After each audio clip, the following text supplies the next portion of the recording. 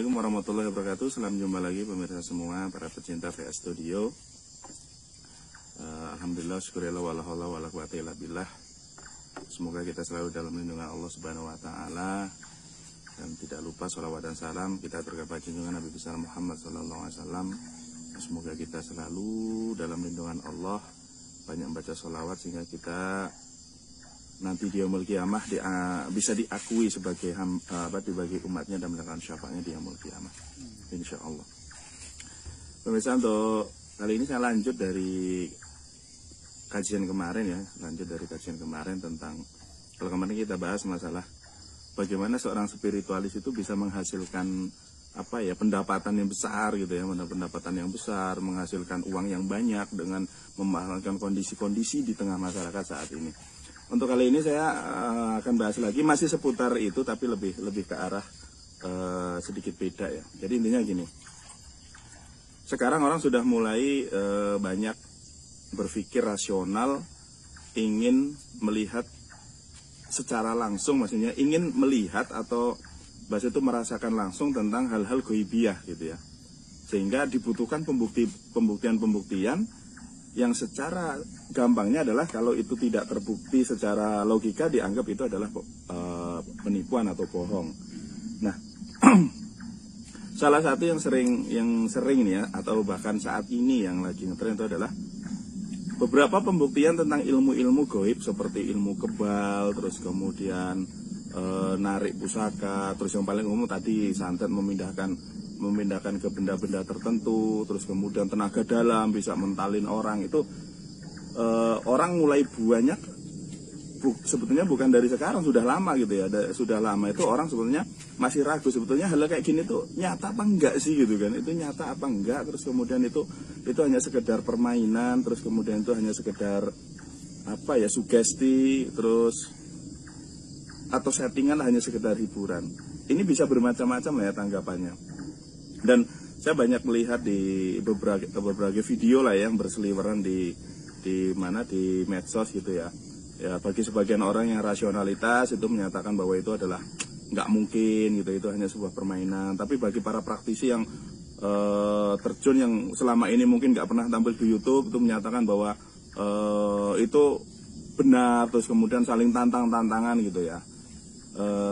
Saya di sini akan berpikir secara di tengah-tengah lah ya, di tengah-tengah. Saya akan memberikan wawasan kajian yang bagi saya, menurut saya adalah pakemnya gitu, maksudnya tuh menjelaskan secara pakem keilmuannya gitu. Yang kita bahas sebenarnya ilmu gaibnya gitu. Sebenarnya ada nggak sih, pertanyaan sebenarnya simpel sih. Ada nggak sih ilmu gaib itu sebenarnya kan? Sebenarnya ke situ arahnya, bukan masalah pembuktian. Sebenarnya nanti larinya tetap ada nggak sih ilmu-ilmu gaib yang ada seperti sekarang, seperti ilmu kebal, tenaga dalam mentalin orang, terus kemampuan maksudnya kayak lembu sekilan ditonjok itu nggak kena gitu. Nah, ini yang jadi pokok masalah bagi seorang yang rasionalitis adalah kalau itu ada ya harus dibuktiin gitu. Terus kemudian ternyata banyak ya yang selama ini dianggap orang bisa seperti itu, diajak diuji coba pembuktian, banyak yang nggak bisa gitu kan, banyak yang gagal. Sehingga muncul pemikiran ilmiah bahwasanya apa yang selama ini dipercaya orang praktisi itu adalah itu bohong gitu, itu bohong. Terus bagi orang yang terjun di dunia psikologis, terutama adalah hipno, itu menganggap bahwa itu hanya sebuah permainan otak saja, permainan otak, sugesti dan sebagainya. Akhirnya menjadi simpang siur. Oke lah, ini permasalahan ini sebetulnya sulit maksudnya itu sulit menjelaskan, nalar, karena di sebagian orang ini ingin pembuktian yang real, di sebagian orang itu pemahamannya beda, terutama praktis itu adalah cara mencernanya itu beda gitu, cara mencernanya beda, sehingga pembuktian ini tidak terjadi. Nah, ini contoh lah ya, saya ingin jawab, misalkan gini, bener nggak ada ilmu kebal gitu, maksudnya bener nggak sih ada ilmu kebal? Atau lagi ada pertanyaan, sebetulnya kalau ada makhluk gaib gitu ya, orang penasaran, bener nggak sih selama ini yang di konten-konten itu makhluk gaib itu ada nggak? Sehingga pertanyaannya sebetulnya menjadi begini, sebetulnya hal gaib itu ada nggak? Kan nantinya kayak gitu ya. Ada orang ingin pembuktian bahwa misalkan jin itu ada nggak sih selama ini. Sebenarnya orang kerasukan itu hanya sekedar sugesti, histeria, sehingga banyak banget orang rasional itu berpikir ya kalau itu benar ada ya coba mana buktinya, mana wujudnya kayak gitu kan. Nah ini bagi saya pertanyaannya ya lucu gitu kan. Lucunya ya wong barang gaib kok ingin dilihat gitu ya. Barang gaib kok ingin dilihat, atau hal gaib kok ingin dilihat. Padahal kita semua sepakat bahwa gaib itu adalah perkara yang tidak bisa dinalar secara panca indera gitu kan. Gaib itu nggak bisa dilihat oleh mata telanjang, tidak gampang dirasakan, tidak mudah didengarkan. Sehingga sifatnya gaib itu adalah sesuatu yang tersembunyi, rahasia. Akhirnya muncul blunder ya. Blunder itu sesuatu yang saling nimpah.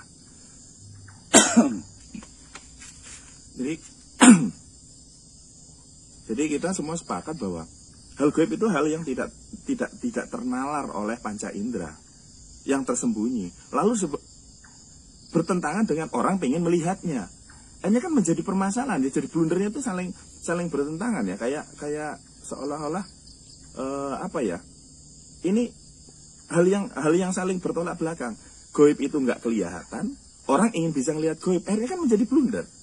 Katanya gaib nggak kelihatan, tapi orang bisa pengen lihat. Ya, coba kalau kita rasanya itu jadi apa ya? Jadi aneh itu pertanyaannya.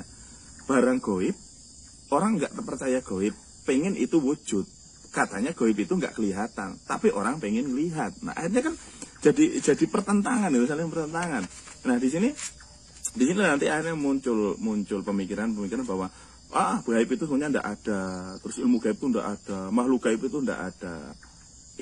Bagi saya oke aja sih, kalau bagi orang rasional itu akan bagi saya itu hal biasa lah, mereka nggak percaya kayak gitu, hal biasa.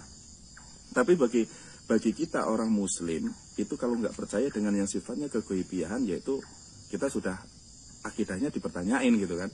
Karena hal gaib itu banyak sekali dibahas di Al-Quran ya, banyak sekali dibahas di Al-Quran. Dan gaib itu nggak melulu makhluk, gaib itu nggak harus jin, nggak harus setan, nggak harus hantu, itu bukan. Gaib itu mencakup segala sesuatu di dunia ini. Dalam pandangan agama Islam ada segala sesuatu yang tidak bisa dinalar oleh manusia, gitu.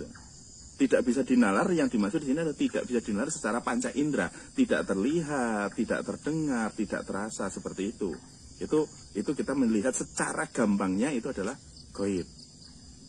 Nah, jadi pertanyaannya malah menjadi, benarkah ilmu gaib itu ada? Maka pertanyaan itu akan jadi sama, benarkah gaib itu ada? Nah, ini akan jadi blunder ya. Jadi bertentangan gitu loh. Ini gimana? Katanya gaib nggak kelihatan, tapi orang pengen lihat. Yang lucu lagi, ada orang pengen belajar ilmu gaib. Ilmu gaib, ilmu nggak kelihatan, pengen dipelajari. Ya pokoknya kalau semakin kita mengarah ke filsafatnya itu malah membingungkan gitu. Jadi gini, contohnya adalah tadi, benar nggak sih ilmu gaib seperti ilmu kebal itu ada nggak gitu? Dia tuh orang yang tidak mempan di silat, digolok, ya ditembak, nggak mempan. Kalau saya bilang itu ya ada. Secara pribadi saya bilang itu ada ilmu yang seperti itu. Ya. Jadi ilmu kebal itu ada. Nah, ilmu kebal itu ada dua. Pertama, ilmu kebal ya jasmania atau ilmu kebal materi yang kelihatan. Contohnya apa? Ilmu itu kan pengetahuan sih. Ilmu adalah asal kata dari ilmuwan, pengetahuan, kemampuan mengetahui atau kemampuan mengetahui cara. Jadi ilmu itu adalah sebuah pengetahuan cara. Gampangnya kayak gitu. Nah, contoh ilmu kebal materi, orang bikin baju besi atau maksudnya rompi anti peluru, itu termasuk kebal. Nah, orang yang bisa menciptakan itu berarti dia punya ilmu kebal, atau orang yang memakai itu berarti punya ilmu kebal. Ini materi namanya. Jadi ilmu yang sifatnya materi, baju besi, terus kemudian zirah lah ya, baju zirah, terus kemudian rompi anti peluru gitu kan, yang terbuat dari bahan keramik, bahan-bahan sembarang, yang intinya adalah bisa menahan benda-benda yang bisa menyakiti fisik gitu kan.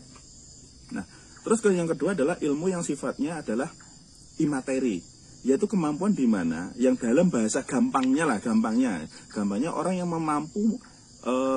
mampu mengontrol tenaga di dalam diri dia.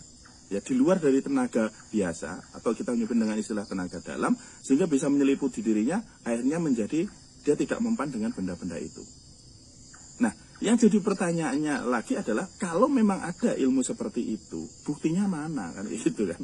Buktinya mana? Kenyataannya banyak orang yang bisa seperti itu dibuktiin nggak berani gitu ya, malah takut. Dibawain pisau malah takut ya, banyak alasan lah gitu kan. Nah, kalau dalam pakem lah ya, saya kembali ke pakem dalam pakemnya ilmu-ilmu spiritual, supranatural ya, ilmu kanuragan.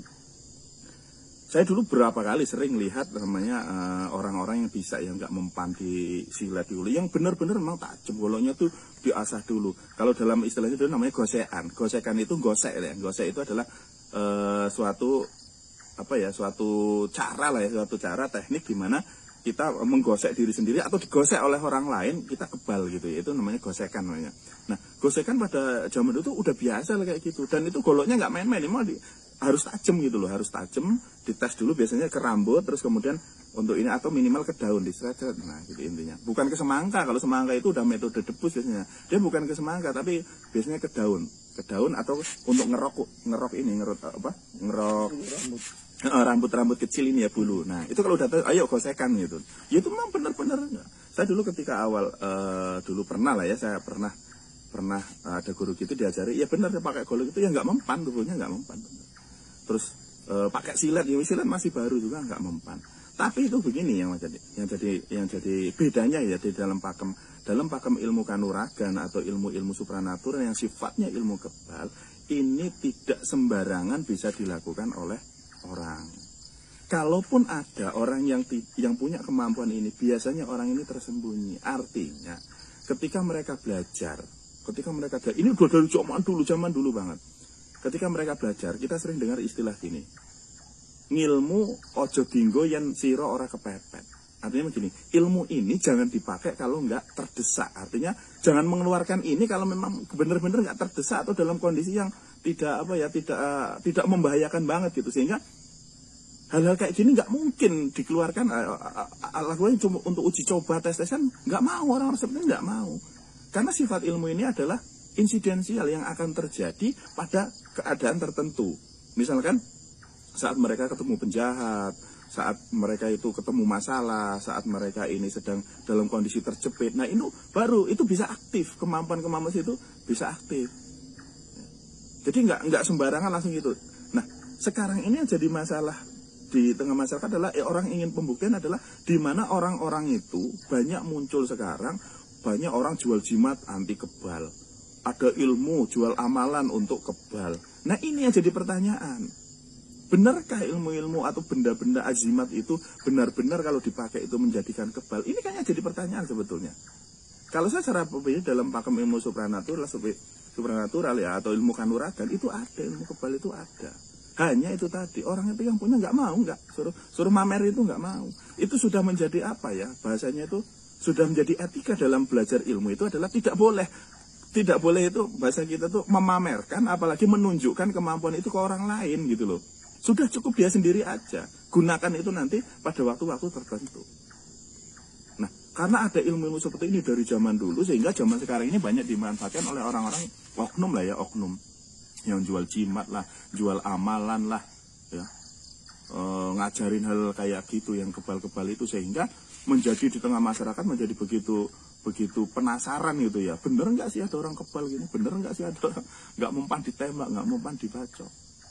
Nah, terus bagaimana dalam pakemnya ilmu kanuragan yang bisa kebal seperti itu? Nah, orang yang memiliki ilmu seperti ini itu membutuhkan proses yang panjang, nggak langsung diisi jadi itu enggak. Era zaman dulu itu orang harus tirakat dulu, puasanya bisa mutih, bisa puasa ngebleng, itu berhari-hari, ada yang 40 hari, 1 hari itu menyendiri, terus kemudian semedi di tempat-tempat sepi, di gua, di gunung, di laut, di sungai, demi untuk mendapatkan keadaan di mana dia bisa mengaktifkan itu. Ya.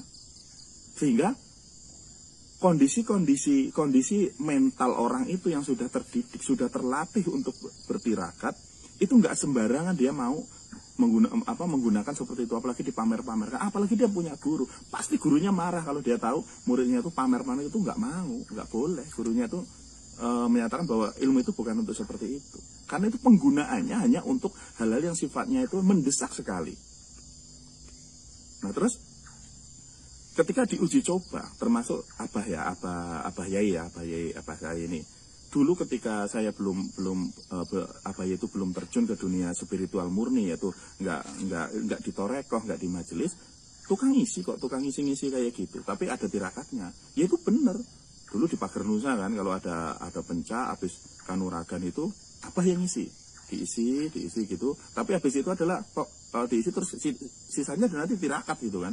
Ya benar, itu goloknya samurannya itu diasah dulu ya, dibacokin gitu. Enggak pakai semangka enggak pakai benda-benda itu, enggak, pokoknya langsung gosek gitu. Kalau misalkan ada yang mempan ke goris gitu ya, dengan itu cuma dilap gini terus ya hilang gitu lah. Nah, tapi ini hanya untuk komunitas tertentu dan tidak dipamerkan ke halayak ramai. Beda dengan debus. Kalau debus itu kan banyak hiburan. Debus itu kan ada debus hiburan, ada debus asli ya. Kalau debus hiburan kayak digosek itu kan ya teknik lah ya, teknik. Terus makan beling, makan paku, itu kan teknik sih sebetulnya. Nah, padahal di dunia nyata ini ya, di dunia nyata kan siapa juga mau makan paku. Tapi apakah ada orang bisa makan paku? Banyak ya. Jadi ada orang-orang memiliki kelainan makan, kan ada yang makan besi, makanya itu nyatanya bisa gitu kan. Tapi kan itu nggak pakai ilmu gaib gitu. Nah, orang yang punya ilmu kebal ini contoh, ini baru contoh ya, contoh. Dalam ilmu kebal itu, untuk mengaktifkan agar dia itu menjadi kebal, biasanya dibutuhkan bacaan-bacaan atau mantra. Mantra itu sebagai sugesti dalam diri, sehingga muncul keadaan. Ini yang diperlukan adalah sebuah keadaan di mana diri dia itu bisa begitu antara percaya diri, terus kemudian tidak takut, tapi juga ada rasa takut, ada rasa pasrah, dan sebagainya. Itu keadaan itu ngumpul jadi satu, sehingga akhirnya muncul sebuah energi besar dalam dirinya, yang mengakibatkan dirinya itu tidak mempan dibacok. Nah, orang yang bisa seperti ini kalau dibuktikan, oh ya Pak, kalau misalkan Pak Den ini punya kayak gitu misalkan, ya udah Pak, kita buktiin yuk. Itu nggak bisa dibuktiin yang sifatnya itu disengaja, itu tidak bisa, karena kondisi bukan terpepet, kondisinya tidak terpojok, atau kondisinya itu tidak dalam bahaya. Misalkan, ayo Pak pembuktian gitu, itu nggak bisa, maksudnya jiwanya dalam diri, sugestinya itu nggak muncul gitu loh Mas. Sugestinya nggak muncul. Makanya itu tadi kenapa para guru itu dulu bilang jangan dipakai kalau nggak kondisi terpepet gitu. Karena di kondisi terpepet itulah muncul energi itu aneh gitu, energi itu aneh. Orang nyebutnya dengan istilah tenaga dalam gitu ya. Jadi kalau kondisi biasa ngobrol kayak gini, ayo pembuktian gitu dikasih, nggak muncul dalam diri itu, nggak bisa muncul gitu. Terus ada lagi yang ya terus terang bahwa salah satu ilmu kebal juga ada sihir ya. Sihir di mana orang ini menggunakan hodam bantuan jin. Bagaimana cara kerjanya? Orang yang diisi lah pengisian, terus kemudian di badannya itu berkolaborasi dengan hodam, artinya jin. Dan jin itu bisa dipanggil menggunakan mantra-mantra tertentu yang diajarkan, terus kemudian ada tirakatnya lah ya, ada tirakatnya harus begini-begini. Nah, ketika mantra itu dibaca, maka jin ini akan aktif tahu apa yang harus dilakukan gitu. Sehingga jin ini akan menyelimuti orang itu, menyelimuti badan orang itu, dan akhirnya nggak mempan dibacok. Ini juga, jin ini bisa aktif pada kondisi-kondisi tertentu. Nggak sembarangan lagi santai-santai kayak gini, terus ayo diaktifin, itu enggak.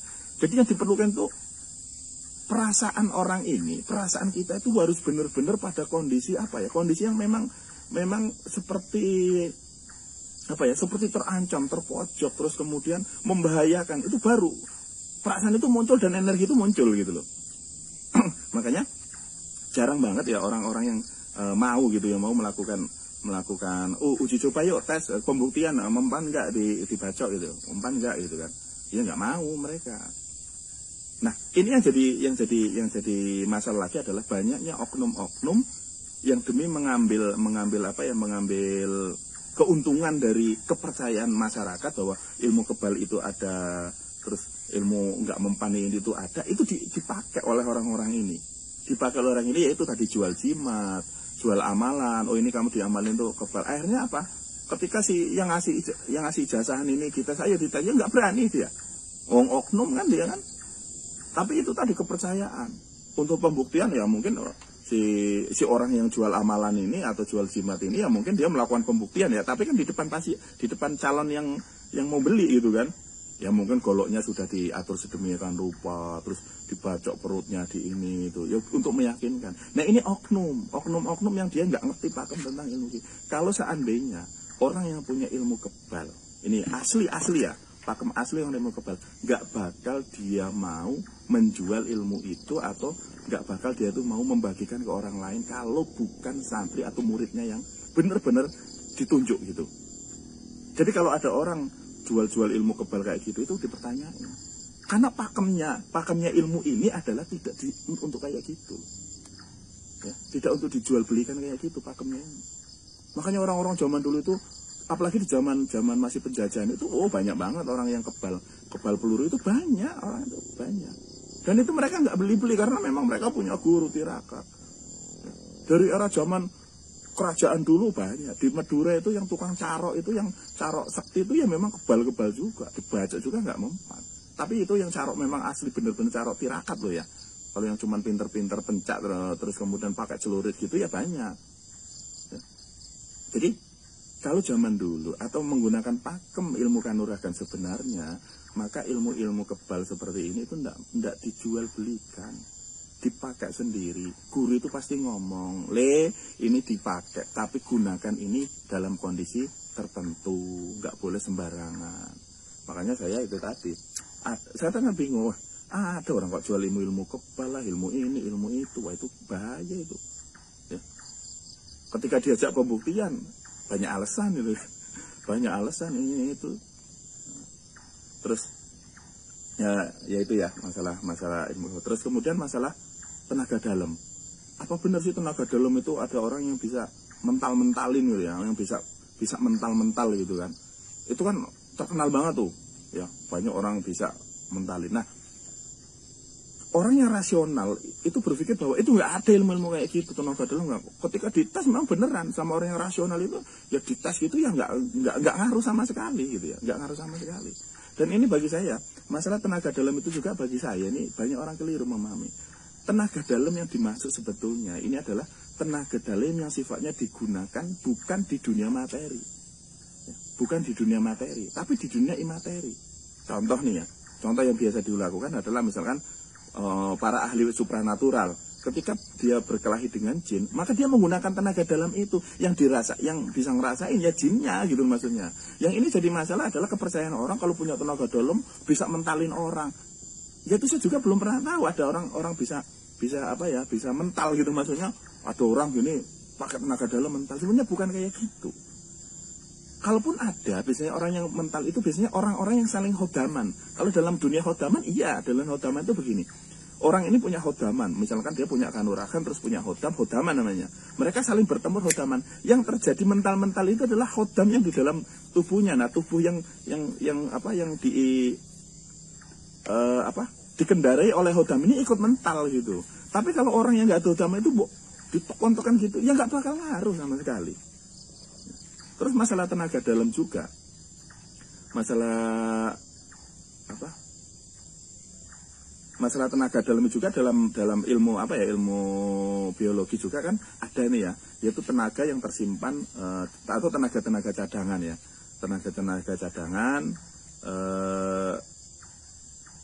yang biasanya muncul dalam kondisi-kondisi tertentu. Ini contoh yang paling sering jadi istilah itu begini. Misalnya kita itu ya biasanya larinya nggak kenceng, terus kita kalau loncat itu nggak tinggi. Tapi ketika suatu saat kita itu di jalan ketemu anjing itu ngejar kita, wala. Itu spontan tubuh kita itu menjadi begitu luar biasa, larinya kenceng, loncat pagar yang mungkin tadinya 2 meter nggak bisa, itu cepat bisa loncat, dan kita nggak kerasa karena apa? Rasa takut yang luar biasa memunculkan energi ini yang tersimpan, yaitu energi cadangan. Jadi kemampuan orang yang biasanya mungkin larinya nggak kenceng, loncatnya nggak tinggi, tapi ketika dikejar anjing itu bisa berkali lipat tenaganya. Nah, ini yang termasuk salah satu contoh penggunaan tenaga dalam yang materi yang bisa yang umumnya dipahami secara ilmu biologi gitu ya. Secara ilmu biologi yaitu tenaga cadangan yang tersimpan di dalam tubuh kita. Ya. Orang nyebutnya apa ini namanya? GTP atau ATP itu. Tripospat itu kalau nggak salah namanya itu ya. Ada jenis namanya, depannya itu genesin tripospat atau apalah, lupa saya namanya. Itu dalam ilmu biologi gitu.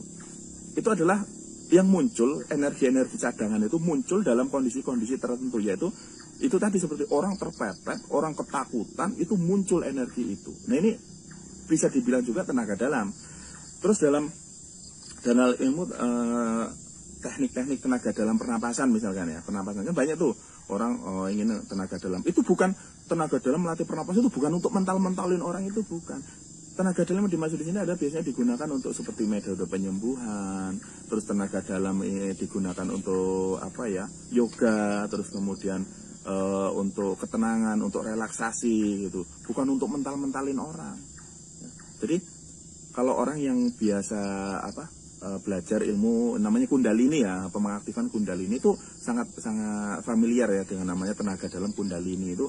Jadi yaitu yang ada di bawah pusar. Terus ada lagi energi tenaga dalam panas namanya prana. Nah, energi tenaga dalam yang berbentuk panas, itu panasnya itu bisa nyelimuti tangan kaki, yaitu ketika orang pada kondisi tertentu itu bisa mengeluarkan hawa panas. Terus ion-ion di tubuhnya itu menambah gitu, sehingga muncul energi listrik yang lebih tinggi ketimbang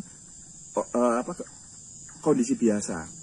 Ini juga di luar negeri juga banyak uji coba benar nggak sih manusia itu memiliki tenaga cadangan ekstra yang kita kenal dengan istilah tenaga dalam, itu banyak sudah diuji coba, ternyata benar. Nah, tapi tenaga ini itu tadi di luar juga bukan untuk mental-mentalin atau untuk berkelahi mentalin orang, bukan. Nah, jadi tenaga dalam itu bagi saya dalam memahaminya adalah ada tenaga yang sifatnya imateri, yaitu yang memang digunakan untuk kondisi-kondisi yang sifatnya supranatural. Terus ada tenaga dalam sifatnya materi, yaitu tenaga-tenaga cadangan dalam tubuh kita yang penggunanya juga untuk hal-hal materi gitu ya, untuk pengobatan, penyembuhan pribadi, ya untuk kesehatan. Nah, itu jadi kalau ada tenaga dalam yang untuk mentalin orang itu ya saya sih belum pernah tahu ada orang. Ya enak banget sih itu kalau misalkan ada orang punya tenaga dalam mentalin gitu, ada orang nggak suka gitu, misalkan mantan lewat gitu kan naik motor gitu nggak suka, aja tenaga dalam gitu kan, harusnya mencela tuh dari motor gitu kan, atau kita benci sama seseorang gitu dia jarak jauh tenaga gitu ya, itu kan nggak pernah terjadi kayak gitu. Nah, yang sering terjadi biasanya kalau di hal-hal kanuragan itu adalah khodaman ya. Khodaman itu yaitu sama-sama orang ini memiliki khodam, terus kemudian terjadi perkelahian ya mental-mental itu. Tapi ini tidak bisa dilakukan oleh orang yang tidak khodaman. Jadi untuk Anda juga yang tertarik pengen punya tenaga dalam kayak gitu nggak usah lah ya. Jadi nggak ada lah maksudnya bagi saya itu tenaga dalam mental itu nggak seperti itu. Maksudnya pemikiran itu nggak seperti itu. Oh kalau punya tenaga dalam nanti kalau berantem bisa mentalin orang gitu. Jangan kayak gitu mikirnya gitu, maksudnya jangan berpikir seperti itu. Jadi itu tadi ya masalah kebal, masalah tenaga dalam. Ya, ini namanya pemahaman kita ya, pemahaman orang rasional dengan pemahaman supranatural kadang beda ya, yang rasional pengen pembuktian, yang supranatural nggak bisa buktiin ya, karena namanya ilmu halal goibiyah gitu kan. Ya kembali lagi masalah tadi goib, masalah goib itu bisa dibilang apa ya, orang itu begitu penasaran dengan hal yang sifatnya goib itu, penasaran sehingga banyak orang tertarik ingin belajar ilmu-ilmu goib, ingin bisa melihat goib, merasakan goib. Nah terus kemudian bagi orang yang rasional itu adalah nggak ada hal goib itu, nggak ada gitu. Tapi kalau ingat, Anda serasional apapun Anda, kalaupun Anda seorang muslim, Anda nggak boleh nggak percaya tentang hal goib. Yang boleh adalah Anda lah boleh nggak percaya ada orang paham gaib, ngerti gaib itu oke, Anda nggak percaya nggak masalah. Tapi kalau Anda nggak percaya tentang gaib itu akidah sampean keimanannya dipertanyakan. Jadi pahami ya, Anda itu harus mengimani adanya gaib. Tapi Anda boleh nggak percaya terhadap orang-orang yang punya ilmu gaib, itu baru boleh. Nah yang banyak ingin dibuktikan kan adalah ini orang-orang yang katanya punya ilmu gaib gitu kan. Salah satunya ya, contohnya adalah mediumisasi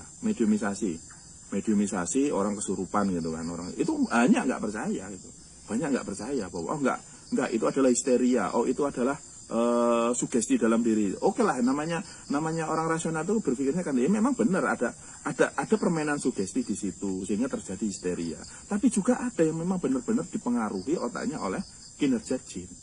Sekarang untuk meyakini bahwa mediumisasi, mediatoran atau kesurupan itu benar ada enggak, ya harus percaya dulu jin itu ada enggak gitu dulu, karena nanti ke situ arahnya gitu ya. Karena selama ini yang namanya kesurupan itu bahasa kita ketempelan itu kan adanya makhluk astral yang masuk ke dalam tubuh kita atau nempel di tubuh kita. Sebelum percaya tentang kesurupan, percaya dulu. Percaya nggak ada jin. Kalau sudah jin nggak ada, ya sudah jangan percaya ke sini. Kalau sudah jinnya saja ada nggak percaya, jangan mempercayai berikutnya. Berarti ya kesurupan Anda pasti nggak percaya gitu kan. Tapi pertama ketika Anda yakin bahwa percaya bahwa apalagi Anda Muslim, di Al-Quran, di hadis sudah sering disebutkan bahwa jin itu ada. Dan kita meyakini kalau jin itu gaib gitu ya. Ingat, kita meyakini jin itu gaib gitu kan. Karena pada hakikatnya saya nggak seperti itu dalam pemahaman saya itu bahwa jin gaib malaikat itu nggak kayak gitu. Pemahaman saya loh, pemahaman Anda nanti mungkin beda. Nanti akan saya jelaskan sedikit. Jadi kalau Anda Muslim, kita Muslim, maka satu, mempercayai jin itu ada, itu wajib. Karena dalam Al-Quran sering dijawab. Salah satunya adalah penciptaan jin. Wa ma khalaqtul jinna wal insa illa liya'budun. Ad-Dzurriyyat ya, surat Ad-Dzurriyyat 56 bahwa tidak aku ciptakan jin manusia kecuali untuk ibadah kepadaku. Berarti di sini nggak bisa disangkal. Ini Allah sendiri berfirman bahwa Allah bukan menciptakan manusia mereka, tapi menciptakan jin juga. Sehingga jin ini wajib diimani. Diimani itu bukan kita ngikut. Diimani berarti percaya kalau jin itu ada. Oh, kembali ke kesurupan. Kesurupan itu ya memang benar. Saya sendiri sering disuruh kalau ada orang kesurupan sering ngobati. Memang saya akui, saya itu belajarnya nggak cuma ilmu psikologi juga saya pelajari. Saya saya bilang 95% orang kesurupan memang histeria yang terjadi. Jarang sekali yang benar-benar murni karena kesurupan jin itu jarang. Ya. Saya tuh nggak bisa orang itu, misalkan anak sekolah ini sering terjadi kan sekolah, termasuk murid-murid saya itu dulu sering yang namanya kesurupan tuh sering banget. Tapi ketika saya itu ngajar terus lama-lama itu sering ngobatin orang-orang kayak gini, itu saya bilang kamu tuh nggak kesurupan, kamu itu nggak ada jin, nggak ada ini, kamu itu karena begini gitu. Maksudnya saya sendiri ya merasakan ya, bagi saya pribadi adalah saya ketika melihat orang terjadi bertingkah aneh yang katanya orang kesurupan, itu saya pahami dulu. Saya biasanya bisa merasakan ya dari gerak-geriknya, terus kemudian dari gerak-gerik, dari sorot matanya, dari cara bicara, bahasa tubuhnya, itu dari fisiknya saya bisa ini nggak kesurupan gitu kan. Oh ini histeria tok gitu. Itu ya karena saya sering nangani ini, jadi kadang hanya ngelihat ini nggak kesurupan gitu. Jadi memang benar, nggak semuanya yang bertingkah aneh itu kesurupan, benar, saya akui benar. Dan saya sendiri disuruh ngobatin orang kesurupan sering berkali-kali itu banyak nemuin rata-rata histeria, yaitu tekanan jiwa, tekanan dalam diri yang sebenarnya spontanitas, sehingga alam bawah sadarnya itu terkoreksi lah bahasanya, sehingga dia alam sadarnya yang banyak mengakses data ketimbang alam sadarnya itu kebalik jadinya. Jadi terjadi histeria, semuanya tidak terkontrol. Saya akui benar, orang rasional itu juga benar bahwa nggak ada orang kesurupan, tapi itu hanya histeria. Tapi saya juga sebagai pelaku ya, saya pernah menangani ini ya. Kalau nganggap semuanya kayak gitu nggak adalah histeria ya salah bagi saya. Karena saya juga pernah menangani orang yang memang benar-benar kesurupan gitu jin ya. Biasanya kalau yang benar-benar kesurupan jin itu benar dia dibacain ayat Al-Quran, dia ya ini apa maksudnya itu ada reaksi gitu. Tapi kalau histeria, buat dibacain Al-Quran 30 juz itu nggak ngaruh sama sekali. Nggak ngaruh biasanya. Yang ngaruhnya adalah kadang malah tingkat emosionalnya yang terbawa gitu ya, terpanteng emosional. Tapi kalau jin, bener-bener jin, itu ngaruh bener ya. Ngaruh bener. Bahkan kita mendekat saja, kita pikir dalam diri, mendekat saja ke orang yang benar kesurupan, itu udah kerasa mereka. Tapi ini jarang terjadi ya, jarang. Saya hanya beberapa kali lah ketemu yang memang kayak gitu ya, memang kayak gitu. Itu juga lebih gampang nangani yang kesurupan jin ketimbang yang histeria. Histeria itu perlu pendekatan psikologis, perlu sugesti yang kuat agar alam bawah sadarnya itu kembali gitu, sadarnya kembali gitu. Tapi kalau yang masalah jin itu kadang dibacain gini, udah ampun gitu, terpukul jedat gitu keluar langsung sadar gitu, ya udah sadar gitu. Makanya orang rasional itu nggak ada, namanya seru nggak ada, histeria. Nah terus si rasionalis ini tadi berpikir kalau memang ada mediumisasi, kalau ada memang jin bisa masuk dalam tubuh, ya udah masukin ke diri saya, gitu kan? Sehingga dia berpikir gini, kalau nggak bisa saya nggak ngerasain apa berarti bohong, gitu. Berarti bohong. Nah ini jadi senjata lah ya, senjata dari zaman dulu kayak gitu. Pokoknya pembuktiannya adalah kalau benar kesurupan itu ada, coba saya dimasukin gitu. Orangnya nggak percaya itu, ingat. kesurupan itu hanya menimpa, kesurupan jin ya, itu hanya menimpa orang-orang tertentu. Nggak bisa semua orang kesurupan, itu nggak bisa. Nggak bisa. Kalau seandainya semua orang bisa kesurupan dengan gampang, ya jin itu gampang banget lah, tiap hari belang-belang masuk orang nyurupin. Karena apa? Jin itu kan nggak suka dengan manusia. Wayahnya sholat, wah jin ayo bareng-bareng masuk nyurup, kalau semua orang udah pada nggak sholat, kan enak jinnya kan harusnya. Tapi kenyataannya coba di dalam dunia sehari, enggak kayak gitu kan. Jadi gini, orang-orang mediator itu dilatih dulu. Bahasa kita itu membuat wadah dan merasakan hadir mereka itu dalam perasaan yang sangat lembut. Jin itu lembut banget. Justru tapi dibalik kelembutan mereka itu sangat kasar. Lembutnya itu dalam energinya itu kerasa gitu ya. Nah, orang-orang yang tidak terlatih ya suruh gini ya nggak kerasa apa-apa gitu loh maksudnya. Ya sama aja lah dengan kalian ini, kemahiran itu kan harus dilatih loh. Tapi ada orang juga rasanya nggak percaya, itu karena sugesti sudah terlatih oleh sugestinya. Sugesti juga penting dalam mediumisasi. Kalau dia nggak mensugestikan diri bahwa saya nggak nerima, wah jin itu nggak masuk dalam diri saya, dia takut, itu nggak bisa, nggak terjadi kayak gitu. Mau di mediumisasi dia takut, nggak. Atau di mediumisasi terlalu percaya diri dan dia pengen malah nggak jadi. Jadi mediumisasi itu mirip seperti orang dihipnotis. Apa? Karena jin yang begitu lembut itu harus punya tempat dan ada penerimaan yang rela dari kita. Makanya mediumnya itu bahaya. Kalau tidak ada pemandunya itu sangat bahaya. Itu mirip seperti orang dihipnotis. Orang hipnotis itu harus ada penerimaan. Anda mau tak hipnotis itu ya, itu ada penerimaan. Kalau nggak ada penerimaan, orang lagi ngobrol dihipnotis itu ya nggak sembarangan orang bisa kan. Nah jadi mediumisasi orang kesurupan itu tidak semua orang itu bisa kesurupan, enggak. Harus dilatih dulu. Terus kemudian salah satu contoh adalah biasanya yang sering dipakai adalah orang yang imannya lemah, orang yang sering bengong, orang yang pikirannya kosong. Ya sebenarnya ada benernya juga sih. Yang dimaksud lemah iman, pikiran kosong adalah orang yang jauh dari kesadaran. Kesadaran apa? Kesadaran terhadap dirinya sendiri. Contoh orang yang bisa kesurupan histeria ya, terlalu mendapat tekanan, stres, depresi, marah, dendam, itu bisa histeria. Sehingga seolah-olah seperti kesurupan. Tapi orang yang kesurupan beneran, itu biasanya muncul dari hal yang sepele biasanya. Yaitu melamun, ya, rasa sedih yang berkepanjangan, melamun. Terus kemudian terobsesi, ini itu juga bahaya. Terobsesi pengen ilmu gaib, bengong, itu bisa juga. Itu termasuk lemah iman. Sehingga jarang sekali kesurupan terjadi pada orang-orang yang sadar. Yang sadar seperti kita saat ini itu sulit sekali kesurupan. Terus kesurupan tuh nggak nular. Oh ini kesurupan benar. Nah yang sering terjadi kalau yang nular histeria memang benar. Histeria itu nular. Biasanya terjadi itu perempuan ya, cewek di sekolahan atau di pabrik ini ada yang kesurupan. Itu nular karena apa? Tersugesti. Tapi kalau kesurupan itu jarang. Ini nyurup sini, nyurup sana itu enggak. Biasanya kesurupannya satu orang. Biasanya kalau yang kesurupan massal, yang sering terjadi kesurupan massal itu adalah di kuda lumping misalnya. Kuda lumping kesurupan massal itu, kesurupan jin massal. Karena apa? Kuda lumping, para pemain kuda lumping yang murni loh ya, bukan yang cuman joget. Itu ada danyangnya. Jadi para pemain kuda lumping yang memang pro ya, yang memang benar pro lah ya, bukan cuma ikut-ikutan.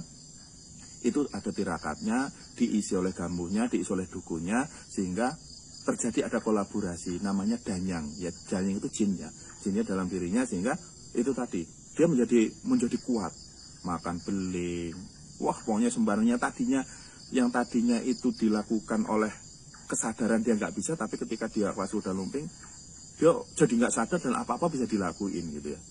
Karena gini, saya pernah melakukan uji coba, melakukan tes lah ya, terhadap kuda lumping. Ya saya itu penghobi, saya penghobi kuda lumping ya dari zaman dulu. Teman-teman saya tukang kuda lumping, saya sering ikut. Hanya saya itu nggak pernah berani nari gitu, karena bapak saya kiai, saya kalau sampai kayak gitu, waduh bisa heboh gitu kan.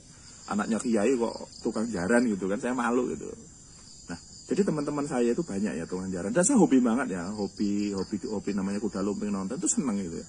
Nah saya tuh pernah di kuda lumping itu gini. Anak ini kan sudah belajar, sudah nari. Itu bahasa Jawanya itu mendem itu artinya trans itu berarti kesurupan ya. Itu makan arung, makan beling itu dimakan sama dia. Tak. Itu saya gini, nanti kalau dia sudah sadar, saya mau wawancara sama dia. Akhirnya ketika sudah selesai benar, dia ke belakang, Terus saya tanya, masih anak-anak lah, masih itu masih remaja, mungkin umur 17, 16 lah gitu, masih SMP kayak sekolahnya. Nah karena waktu itu saya megang kamera, saya nyuting acara itu, sehingga saya itu punya ini ya, maksudnya itu ya dianggap oleh mereka itu, oh ini yang dokumentasi, sehingga saya nanya-nanya mereka mau jawab. Jadi sana itu anak 2, saya nanya, kamu tadi makan makan bara api itu ya, makan bara api itu, terus kemudian makan beling itu, sadar enggak? Enggak, Lek, katanya. Dia manggil saya Lek gitu. Enggak, Lek, enggak ngerti, Lek. Terus kayak gitu sakit enggak di sini? Lah ini, Lek, saya luka-luka, Lek, katanya. Jadi apa? Bibirnya itu luka-luka di sini. Terus tadi makan enggak perih tah? Enggak, dan enggak kerasa. Terus kerasa-kerasanya itu tadi ya udah saya udah di ruangan, terus udah disembuhin. Terus ini makan, dia pas lagi makan, ini perih loh, Lek, katanya. Terus, itu nanti gimana, Lek, itu kamu sembuh? Nanti dikasih minum sama Mbah, katanya. Biasanya si dukunya ini nanti ngasih minum sama si pemainnya ini, nanti sembuh gitu loh. Itu sembuh, saya bilang, itu nanti sembuh, Lek. Terus, iya Lek, nanti sembuh kok ini, Lek, makanya saya nggak apa-apa, katanya. Yang makan beli tanya, kerasa nggak? Enggak. Terus ada itu yang makan ayam gitu ya, dimakan ayam, tanya, Lek, itu agak tua, Lek, sampai kerasa nggak sih, Lek, makan ayam pas itu? Enggak kerasa lah, saya nggak tahu itu apa, pokoknya tahunya saya itu ya daging, katanya. Saya ngelihat orang itu kecil-kecil, katanya, penonton itu kecil-kecil semua, katanya. Tuh tokohnya saya itu merasa gede gitu. Nah itu makanya sebenarnya itu kesurupan gitu. Tapi kan nggak semua pemain kuda lumping itu bisa mendem atau kesurupan seperti itu. Kadang ya karena memang tersugesti mendem gitu. Tapi nggak berani makan beling, nggak berani makan bara api gitu, makan besi gitu, nggak berani mereka kalau kayak gitu. Tapi kalau yang sudah pro, yang sudah ada indangnya di dalam diri dia, itu berani kayak gitu. Karena itu tadi mereka sudah terlatih. Jadi bahasa kita itu mempersilahkan para indang, para khodam ini untuk masuk ke dalam tubuhnya, sehingga dia sebagian dirinya dikuasai oleh si indang itu tadi atau si khodam tadi, atau yang kesurupan adalah dikuasai oleh para jin. Sehingga mediator itu adalah mempersilahkan jin itu masuk ke dalamnya untuk mengakses dirinya. Tapi mediator ini nggak boleh nggak sadar, harus ada sadarnya. Karena apa? Bahaya kalau sampai nggak sadar. Ini bisa bermasalah kalau seandainya ngebleng total ya. Terus jin yang masuk itu bahaya banget, bahaya. Banyak terjadi akhirnya linglung, terus kayak orang stres, terjadi terus gila. Makanya kalau mediator itu harus didampingi orang yang paham, karena itu takut kebablasan. Jadi intinya tidak semua orang itu kalau mediumisasi itu langsung dibilang masuk itu enggak, kayak gitu, harus dilatih dulu. Kalau Anda bilang, oh itu cuma sugesti, benar, memang harus disugesti. Penerimaan itu harus tersugesti bahwa silahkan, saya bisa, saya nerima, saya tidak takut. Silahkan jin masuk dalam diri saya, gunakan badan saya semau kamu kayak gitu. Ini bisa terjadi. Jadi mediator itu memang harus belajar sugesti dulu untuk bisa fokus ya, untuk tidak fokus sehingga badannya dikuasai. Nah, jadi kalau ada orang nggak percaya tentang orang kesurupan mediumisasi, ya monggo sih, namanya rasional ya, monggo. Tapi secara pakem ya, secara keilmuan saya dalam supranatural itu, saya dalam pemahaman selama ini saya belajar ya seperti itu gitu ya. Jadi nggak selamanya bahwa masuk jin itu bisa ke sembarang orang, belang-belang itu nggak bisa. Logikanya itu tadi, kalau sampai semua orang, dimasukin bisa, ya jin nggak usah dimasukin, masuk sendiri pastinya kan, masuk sendiri pasti ngacau dunia ini gitu kan. Kenyataannya adalah nggak bisa sembarang itu. Makanya kayak orang yang imannya kuat, terus orangnya masih ragu-ragu, terus kemudian orangnya punya rasa takut, orangnya pemberani, itu sulit dimasukin kayak gitu, sulit. Untuk terima saja mereka udah sulit, nggak mau ya, akhirnya nggak kerasa. Dan ingat, energi jin dalam tubuh yang mediumisasi itu sangat lembut sekali. Yang dirasakan biasanya umumnya kalau itu biasanya kalau awal-awal belajar sulit banget gitu kan, untuk ngerasain dulu. Karena untuk medium itu kan si mediator harus bisa ngerasa dulu sih, nggak langsung dia itu nggak harus bisa ngerasa. Tiba-tiba panas dadanya, tiba-tiba tangan, tiba-tiba sini rasa panas gitu, itu baru ngerasa awal-awal. Nanti terus kemudian ayo dirasain yang ini, lama-lama akses ke otaknya gitu kan, lama-lama toh dia bisa kejang tapi nggak bisa ngomong. Kadang orang sudah masuk nggak bisa ngomong, dia belum bisa, nggak aktif di sininya. Oke, nanti belajar lagi, itu bertahap, nggak tiba-tiba belum langsung jadi, itu enggak, mesti tahap. Yang paling pertama tahap dalam mediumisasi, nyurup. Jadi mediumisasi itu adalah kesurupan disengaja. Itu adalah Metodenya adalah merasakan kelembutan energi mereka dulu. Itu dilatih dulu sampai dia mampu merasakan kelembutan itu. Kalau enggak ya sulit, menjadi mediator sulit. Nah kalau sudah bisa ngerasain itu, ya udah terus.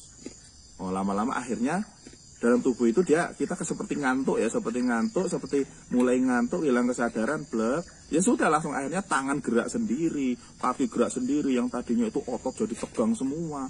Terus akhirnya muncul. Nah kita mempersilahkan si jin yang mempersilahkan si jin yang masuk tubuh, ya udah akses diri saya, ya udah hanya terjadi mediumisasi itu.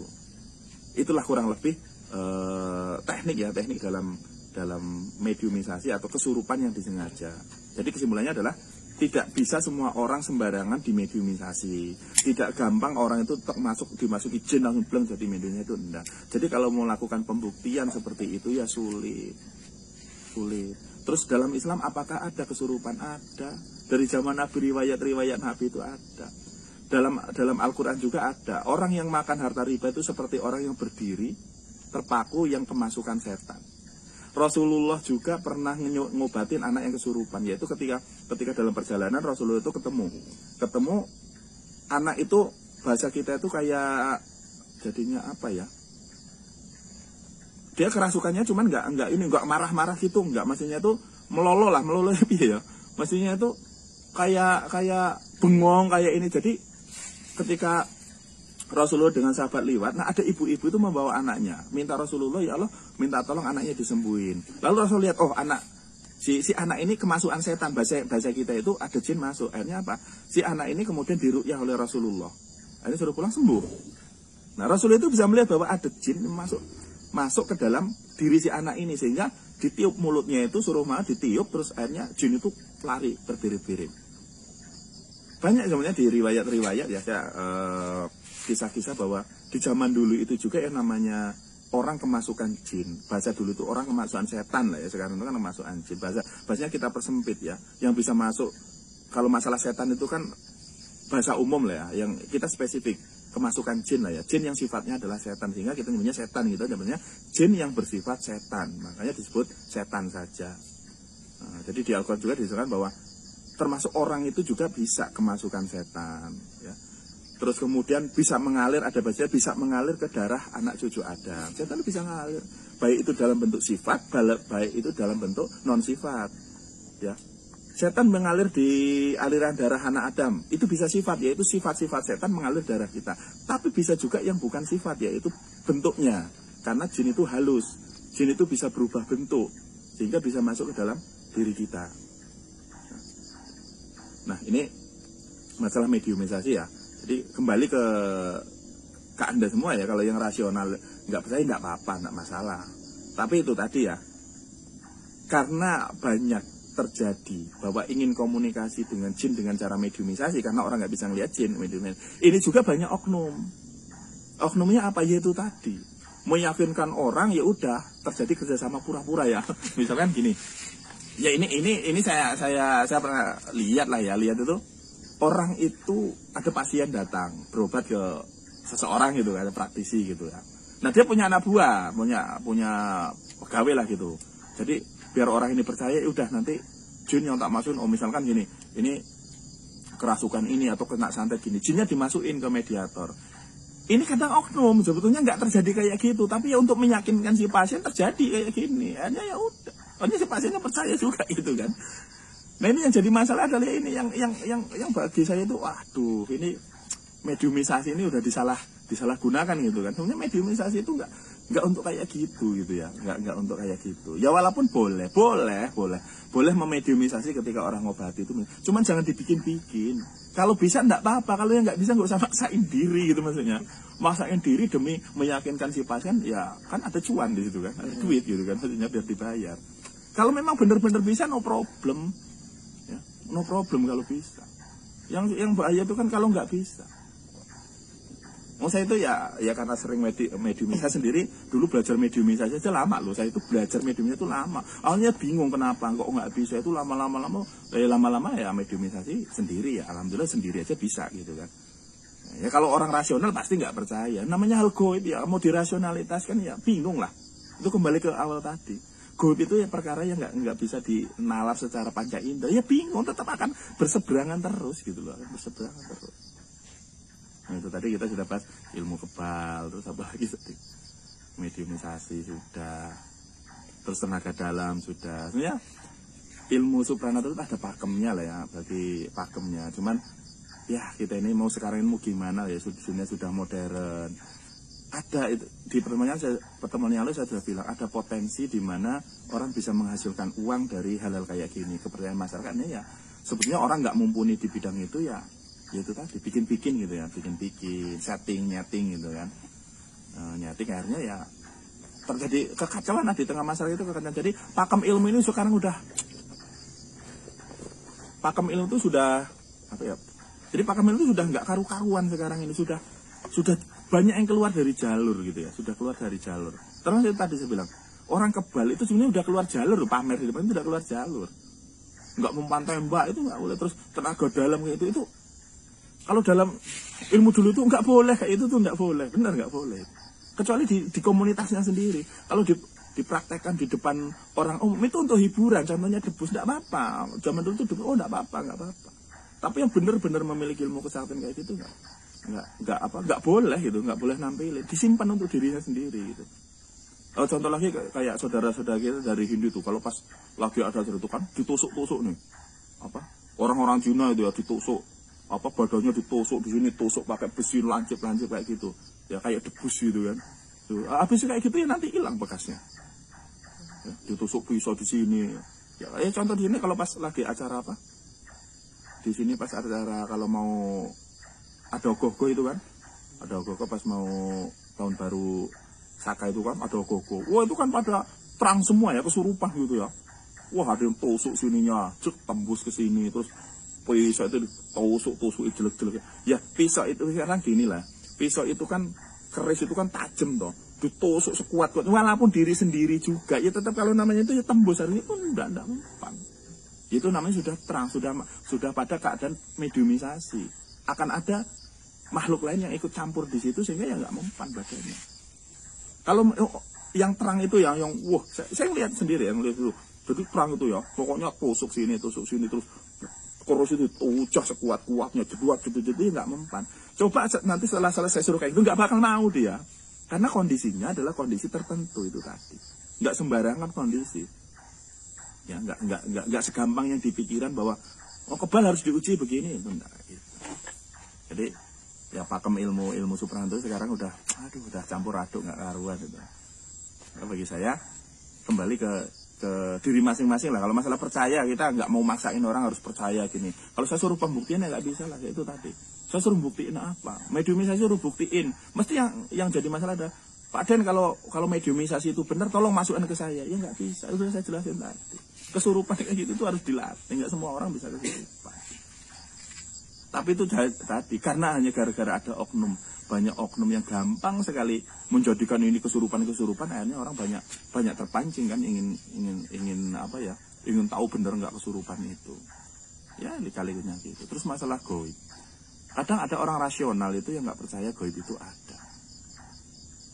Akhirnya sama seperti zaman dulu lah orang kafir ya. Saya nggak ngomong yang nggak percaya goib kafir, enggak. Zaman dulu saya cerita, ketika Rasulullah itu mengembalikan tauhid orang-orang Quraisy, ya, orang-orang kafir itu menyatakan bahwa Tuhannya adalah Allah, maka orang-orang kafir itu bilang begini, hai Muhammad, kalau seandainya benar Tuhan kamu ada, coba sekarang suruh muncul Tuhanmu gitu maksudnya. Seperti apa Tuhan kamu itu? Atau seandainya kalau kamu itu memang benar Rasul, coba kami itu pengen lihat kamu itu dibaiat oleh Allah, terus kemudian malaikat-malaikat itu di pinggirnya jadi ini, terus kamu itu dibaiat biar kami ngerti. Itu hal rasional yang diminta oleh orang-orang kafir di era Rasulullah ketika Rasulullah berdakwah tentang Allah, ketauhidan. Itu ditantang seperti itu. Kira-kira Rasul gimana? Mau nyebutin itu? Ya nggak mau, jelas nggak mungkin gitu kan. Itu perkara yang mustahil bisa seperti itu gitu ya. Walaupun Allah bisa ya hancur dunia ini kalau sampai muncul gitu kan. Pada saat Nabi hanya membalas gini, lo yang perlu siapa sih? Yang perlu kan kalian, yang kenapa nggak kalian saja gitu kan. Yang baca Rasul, kalau kalian percaya monggo, enggak ya silahkan gitu. Karena pembuktiannya itu adalah nanti di akhirat, bukan sekarang. Nah, Dari zaman Nabi saja orang nggak percaya gaib itu sudah banyak, termasuk itu tadi nggak percaya Tuhan. Dan ketika berbicara tentang Tuhan, dia pengen tahu wujudnya apa. Ketika berbicara tentang malakut, malaikat, alam malakut, surga, nah itu pengen ditunjukin seperti apa wujudnya. Itu udah dari zaman dulu. Zaman sekarang kalau ada orang nanya gaib itu seperti apa wujudnya, ya nggak aneh itu loh. Dari zaman dulu memang begitu. Yang namanya itu tadi, barang gaib kok pengen dicari. Gaib katanya nggak bisa dilihat. Kok pengen orang pengen lihat? Kan blunder jadinya kan. Ya, jadi aneh. Katanya nggak bisa dilihat, tapi pengen dilihat. Katanya rahasia, tapi pengen diketahui. Kan bingung artinya. Nah sekarang ginilah, saya pakai sudah sering bisa pakai kias ya, pakai pengandai-andaian. Barang yang nggak bisa dilihat, nggak didengar, itu nggak mesti nggak ada loh. Barang yang nggak terlihat, nggak terdengar, nggak dirasa itu belum tentu nggak ada. Jangan kita berpikir rasional, oh ini karena saya nggak melihat, oh saya nggak dengar, oh saya nggak rasain terus kamu, oh berarti nggak ada barang ini. Ya simpel kan, saya sering coba, percaya nggak kalau signal HP itu ada? Sinyal GPS itu benar ada nggak? Sinyal satelit itu benar ada nggak? Ketika Anda ngotot bahwa, oh ada, sinyal ada, HP itu nggak mungkin bisa komunikasi kalau nggak ada sinyal sebagai penghantarnya. Terus ketika ditantang, saya pengen tahu wujudnya sinyal apa, bisa nggak membuktiin gitu maksudnya. Mau gimana coba? Mau gimana? Misalkan gini, saya ini orang yang benar-benar awam. Selama ini hidupnya di hutan gitu, nggak pernah ngerti teknologi. Nah, ketika misalkan Anda orang modern ya, rasional, bawa HP gitu kan. Terus ngomong ke saya gitu. Saya mikirnya, oh HP itu bisa hidup. Wah, itu pasti itu. Itu pasti barang gaib itu kan, yang bisa itu gaib kok, nggak ada bentuknya, nggak ada apa-apanya, kok bisa ngomong, bisa ada gambarnya. Mungkin saya bilang, nah bagi si orang modern, Anda orang modern mengira, oh ini orang gila ini, orang kayak gini dibilang gaib. Terus mungkin Anda menjelaskan, mungkin saya nanya juga, penjelasan karena saya nanya, kok bisa itu terjadi ngomong dengan orang jauh? Bagaimana caranya? Kan orangnya jauh. Mungkin Anda akan bilang, oh ini karena caranya adalah ini terjadi komunikasi menggunakan sinyal, frekuensi dalam bentuk sinyal. Ini berjalan di udara gini-gini. Nah kan saya pengen tahu wujudnya. Saya lihat di udara mana, kok nggak ada gitu. Coba sih, saya pengen tahu wujudnya. Itu terus Anda gimana pengen membuktikan bahwa sinyal itu ada ke saya?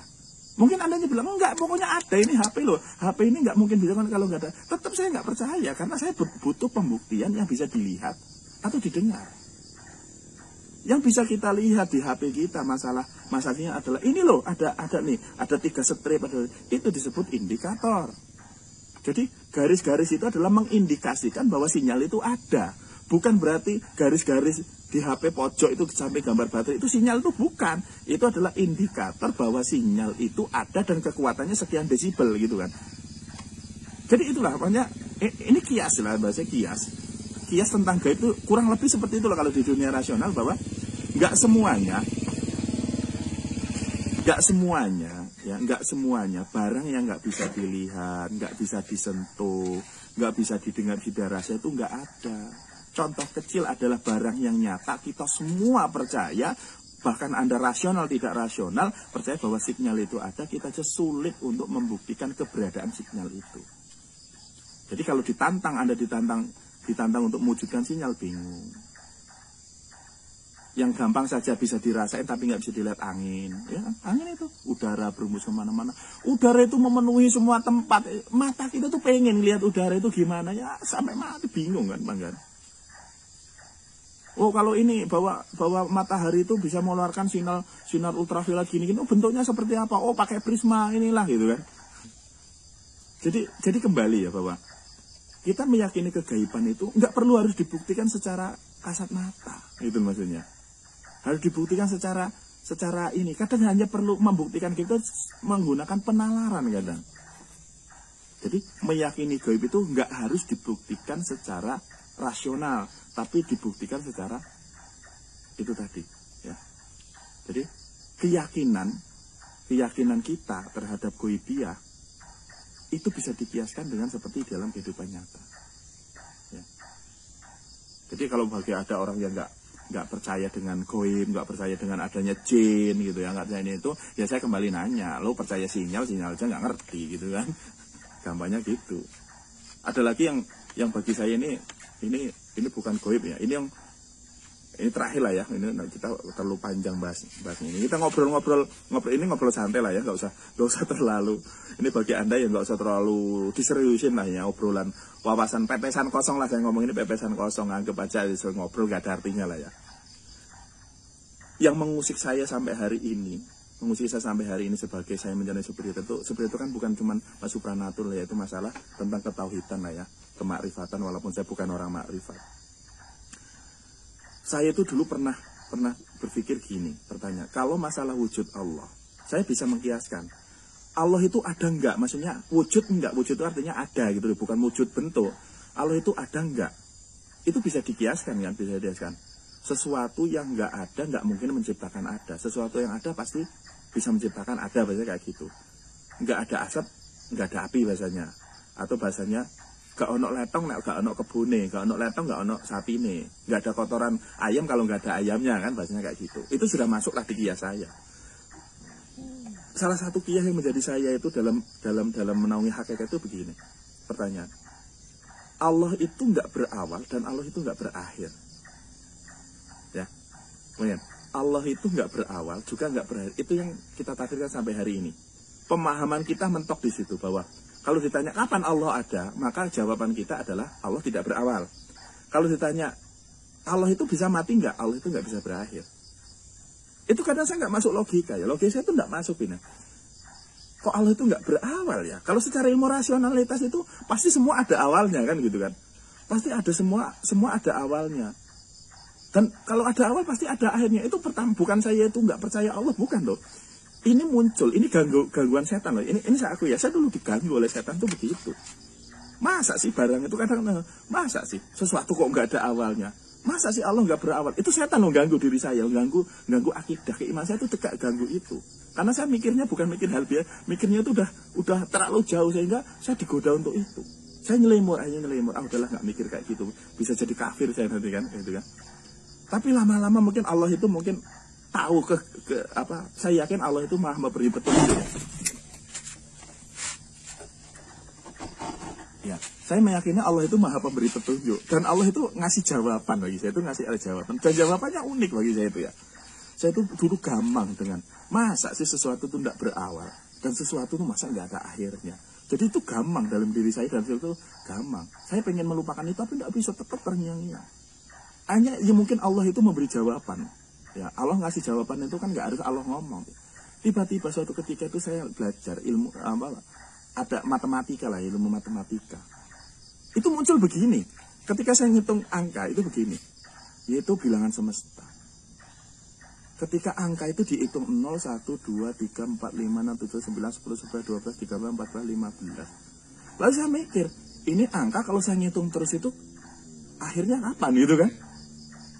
Nah itu baru saya mikir, iya ya, angka saja dihitung itu, kalau mau ngitung terus, itu akhirnya berapa gitu maksudnya?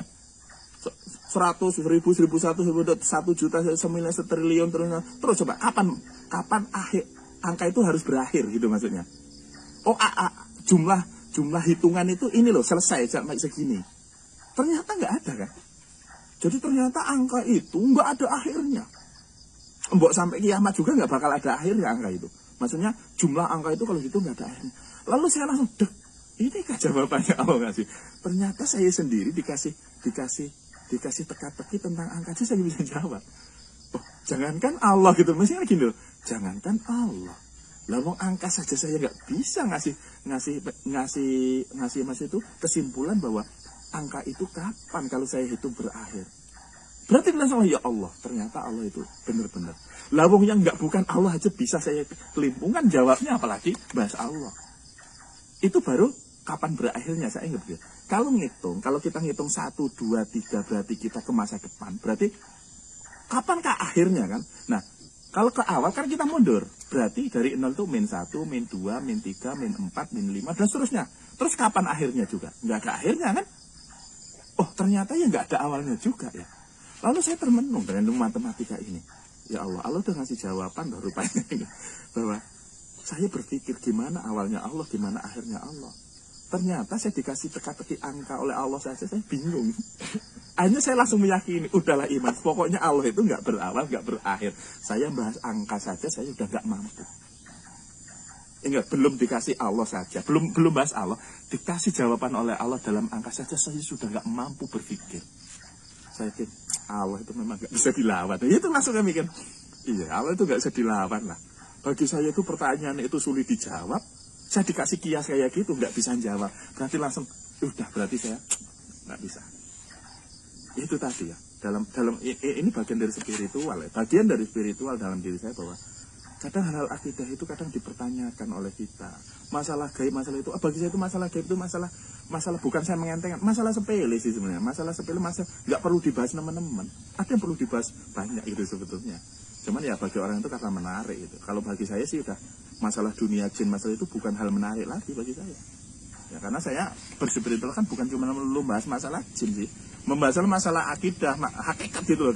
Kayak sifatnya itu yang jenjangnya meningkat lah, bukan masalah masa tiap itu masalah jin dunia gitu terus. Itu kapan mau meningkat? Level kita kapan mau meningkat gitu maksudnya. Akidah kita gitu-gitu aja gitu kan. Makanya itu adalah contoh kecil di mana saya pernah pada kondisi setan mengganggu pikiran saya dengan pertanyaan, masa sih Allah nggak berawal, masa sih Allah nggak berakhir? Tapi Allah memberi jawaban telak sekali terhadap diri saya, yaitu dengan ilmu matematika itu tadi.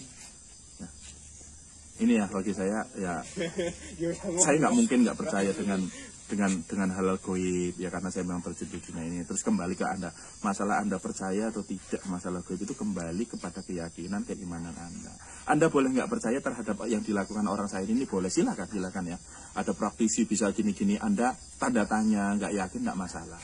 Tapi kalau sampai Anda nggak mengimani ada goib, nggak mengimani tentang dunia gaib, nggak mengimani perkara-perkara gaib, maka Anda sudah akidahnya dipertanyakan. Jadi lebih baik Anda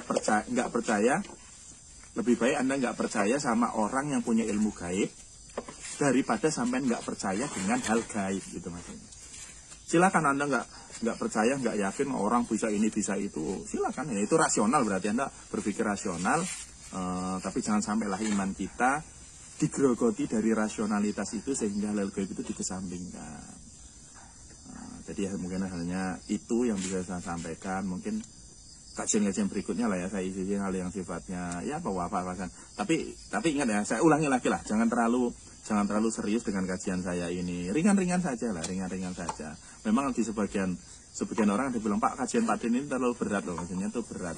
Sebagian saya tidak berat sih. Saya tuh nyari gimana caranya menjelaskan itu semudah mungkin bisa dicerna sebetulnya, semudah mungkin bisa dipahami. Saya tuh kadang berpikir saya mau nyampein ini gimana ya biar mudah dipahami, itu kadang seperti itu. Tapi bagi saya nggak usah nemen-nemen lah. Ya. Anggap saja ini adalah obrolan, pepesan kosong. Ya kalau ada manfaatnya ya diambil, kalau nggak ada ya udah, namanya obrolan gitu kan. Kadang ngomong kosong kayak gini, ngobrol-ngobrol itu nggak penting dibahas lah. Nggak penting dibahas lah ya. Yang penting Anda tetap beriman ke Allah, imani bahwa gaib itu ada. Anda boleh nggak percaya dengan orang-orang yang punya gaib, tapi harus yakin terhadap kegoibian yang diciptakan oleh Allah Subhanahu Wa Taala. Dan jangan menggebu-gebu pengen tahu ilmu gaib, jangan menggebu-gebu pengen dunia gaib. Lebih baik Anda banyak ibadah, sholat, kerja, ya, nyari duit yang banyak, jadi orang sugih, punya mobil banyak, punya rumah banyak, istrinya banyak, udah nikmati hidup gitu. Setiap mikir goib-goib gitu ya. Apalagi ada sekarang ini yang lucu kan, semenjak dukun banyak, dunia perdukunan ini banyak diekspos gitu ya, dukun banyak mengaku sepi job gitu ya, dukun banyak sepi job, padahal lucu ya, tinggal dukun pakai penglarisnya kan bisa toh, ya berlaris kan pakai penglaris gitu ya, ya kalau dukun kan pakai tuyul juga bisa. Nah iya gitu, maksudnya kan kalau sekarang itu banyak dukun-dukun yang biasanya ngasih penglaris ke orang gitu ya, biar usahanya lancar ya, sekarang saatnya gunain sendiri gitu ya. Sekarang gunain sendiri gitu ya. Saya tidak mengecilkan profesi dukun ya. Saya singgung lupa tadi masalah dukun ya. Dukun itu sudah ada era zaman dulu. Dukun itu juga banyak. Ada dukun pijat ya, dukun bayi, dukun sunat, dukun tetak. Ada dukun dukun sunat. Dukun itu banyak. Jadi nggak melulu kalau kita bahas dukun itu berarti semua dukun, enggak. Yang sering dibahas di medsos, di dunia digital adalah dukun-dukun yang sering ngobat-ngobati orang dengan kemampuan gaib itu maksudnya. Jadi dukun yang sering dibahas adalah dukun yang bagi kita pertabiban, dunia pertabiban tapi menggunakan metode supranatural. Terus dukun yang dibenci adalah dukun-dukun yang suka neluh, disebut dukun teluh, dukun sihir, dukun santet, itu yang dimaksud. Jadi ketika ngomong dukun jangan pukul rata loh ya. Terus dukun itu apa sih? Ya kita kalau balik dukun itu macam-macam banyak versi penjabarannya. Kalau saya dalam ilmu kejawen ya, dalam ilmu kejawen tuh, kan nanya dukun itu apa sih? Dukun itu sebenarnya jarwo doso. Sung pituduh marah zat kangkung. Sing pituduh marang zat kangkun, itu singkat dukun. Yaitu sung pituduh yang memberi petunjuk marang zat kepada zat yang maha kun. Kun itu kun fayakun maksudnya, yaitu yang memberi petunjuk kepada yang maha kun, yaitu maha pencipta siapa? Yaitu Tuhan. Nah, dukun pada zaman dahulu itu hampir setara dengan resi, pendito, pandito. Pandito itu kan orang pinter toh. Dukun juga orang pinter toh. Bedanya kalau pandita itu berkaitan dengan hal-hal agama, kalau dukun ini berkaitan dengan hal-hal sosial. Sama-sama disebut orang pinter. Pandito itu ya orang pinter, bukan pendeta, ya jangan salah. Pendeta dengan pandito itu beda. Pandito itu orang yang penting dalam agama. Sekarang itu ulama lah bahasa kita. Yeah. Ulama itu pandito. Kalau pendeta itu orang Kristen ya pendeta. Kalau orang Jawa pandito namanya. Pandito, dukun itu sama-sama orang pinter. Ya. Nah kalau ingin tahu bab agama tentang sifatnya ketuhanan, datangnya ke pandito. Kalau pengen tahu tentang misalkan perhitungan, terus weton, terus ingin ilmu pengobatan, kesehatan, datanglah ke orang pinter namanya dukun. Berarti pendito dengan dukun itu dulu sama-sama guru sebetulnya. Maka disebut wong pinter. Nah hanya sekarang kata dukun itu menjadi begitu jelek lah bahasa gitu. Itu dianggap jelek lah. Orang kok senangnya ke dukun itu kan. Berobat jangan ke dukun. Ini jangan ke dukun. Ya itu bagi saya itu ya pelecehan juga sih sebetulnya. Kalau di spesifik ini nggak apa-apa. Berobat kok ke dukun sihir, nah itu kan spesifik sih. Berobat kok minta petunjuk kok sama dukun teluh, sama dukun. Nah itu oke lah ya, itu spesifik namanya. Tapi sekarang nggak ya, dipukul rata dukun ya itu semua. Waduh ini saya juga, saya punya saudara juga dukun gitu kan, maksudnya itu ya dukun urut, ada dukun bayi. Itu jadi ikut terimbas gitu kan dengan kata-kata dukun itu. Jadi bagi saya dukun itu wong pinter, setara dengan pandito. Dulu itu guru, dukun dengan pandito adalah guru sehingga disebut wong pinter. Sekarang ada parikan, ada pepatah. Kenapa orang sakit datang ke dukun, ke orang pinter? Karena dia goblok gitu kan. Ya itu bagi saya penghinaan lah ya. Bagi saya jangan kayak gitulah, jangan pakai bahasa kayak gitu. Kalau nggak ngerti sejarah tentang masalah dukun, ya nyari dulu lah referensi dukun itu apa gitu ya. Kalau yang dimaksud dukun sihir, dukun teluh, dukun santet, dukun itu oke lah, no problem, itu spesifik. Tapi jangan dipukul rata dong. Gak semuanya loh profesi dukun itu jelek. Kecuali kahin. Kalau dalam ilmu Arab, kahin itu adalah dukun sihir, dukun yang suka pakai hitung-hitungan, ramal, itu kahin namanya, itu haram hukumnya. Kalau di Indonesia kan enggak, kahin itu kan tertentu saja yang jadi kahin itu. Jadi dukun dalam jarwo doso itu adalah sung putuduh marah sangat kangkun, yaitu yang memberi petunjuk tentang jalan kepada Tuhan. Berarti dukun itu yang disebut wong pinter. Sekarang saya kalau dibilang dukun ya saya nggak mau, karena kata dukun sekarang ini sudah dianggap itu tadi pelecehan, makanya jangan manggil saya dukun. Tapi kalau secara hakikat ya saya juga dukun, karena saya memberi pituduh kepada zat kangkun kan, ngasih ilmu ngaji itu ya dukun sebetulnya saya gitu kan. Cuman kan orang ketika saya ngomong dukun itu persepsinya udah wah dukun gak karu-karuan gitu kan. Jadi ya hati-hatilah maksudnya itu, ya hormatilah profesi dukun yang bukan dukun jahat lah ya maksudnya. Ya hormati, jangan pukul rata ya. Kita tuh belajar ke sejarah, belajar kepada masa lalu. Kalau nggak ada dukun zaman dulu, bisa jadilah kamu lahir mungkin yang lahir di tahun era 80, 70, 60 siapa coba belum ada bidan, dukun loh yang punya. Walaupun mereka pakai mantra-mantra, nyatanya hidup sampai sekarang kita, orang tua kehidupan sampai kita. Jangan melecehkan profesi dukun. Ya. Kalau dukun kahin oke ya, kita agama Islam aja melarang. Jadi saling hormatilah terhadap hal-hal yang sifatnya baik membantu gitu ya. Kalau yang buruk oke. Jangan pukul rata lah kalau masalah dukun. Ini kiranya itu dapat saya sampaikan. Saya Assalamualaikum warahmatullahi wabarakatuh.